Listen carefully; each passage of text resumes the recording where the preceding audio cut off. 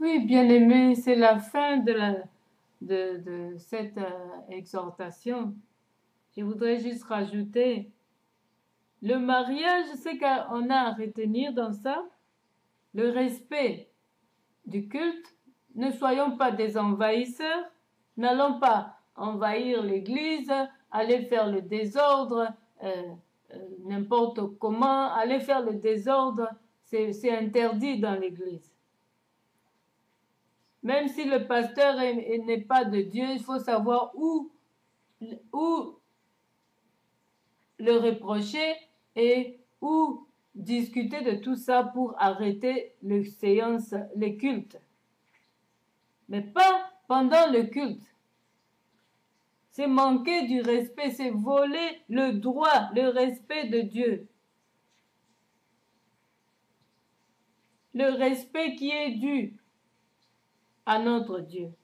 En faisant cela, en faisant le désordre dans l'église. Donc, le mariage en Christ, c'est jusqu'à la mort.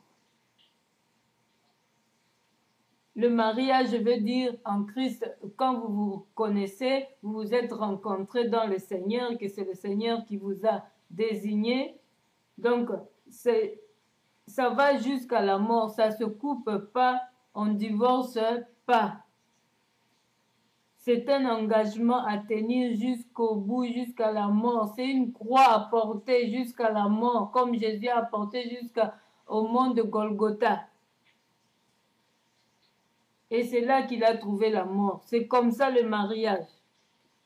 Et donc, bien aimé, c'est pourquoi il faut demander chaque fois la volonté de Dieu avant de se marier. Et de même pour le Seigneur, quand on est dans le Seigneur, on reçoit Christ, on fait le baptême,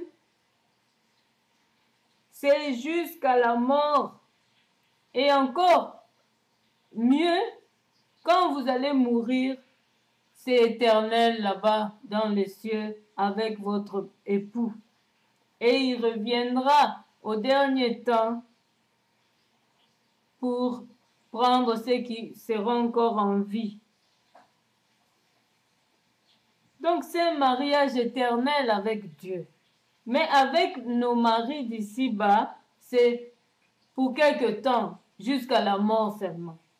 Mais avec Dieu, c'est éternellement. Après la mort, on est toujours des époux jusqu'à l'infini. Voilà la différence. Donc, attention avec le désordre dans l'église. Attention, il faut savoir où reprocher qui et même les fidèles où.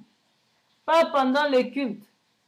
Après les cultes, vous pouvez faire des annonces, on a des réunions et tout ça. Là-bas, vous allez parler, discuter de tout ça. C'est comme ça. Donc, chacun doit reconnaître sa place. Il ne faut pas prendre la place qui ne te convient pas, que Dieu ne t'a pas donné, parce qu'il ne te reconnaîtra pas là-bas, tu n'auras pas le salaire pour ça. C'est pourquoi nous devons demander la volonté de Dieu de tout ce qu'on aura à faire, même dans le service dans l'église. C'est comme ça qu'on sera récompensé. Mais si tu es là où Dieu ne te voit pas et tu insistes, c'est ton problème, hein? Mais tu es en train de faire le désordre. Tu seras maudit, frappé. Vous risquez d'être frappé de la lèpre ou du sida ou quoi, je ne sais pas. Donc, bien-aimés, comportons-nous vraiment dignes des enfants de Dieu et de la vocation céleste. Que Dieu vous bénisse. Vous qui m'écoutez chaque fois, vraiment, que Dieu vous bénisse et vous aide à vous comporter dignes des enfants de Dieu. Merci. Donc, nous savons tous la Bible. Nous devons lire dans 1 Corinthiens. Là-bas, c'est écrit le problème du mariage. Ou dans 2 Corinthiens, il faudrait voir. La base du mariage, c'est l'amour. L'amour doit résister dans votre mariage jusqu'à la fin des temps.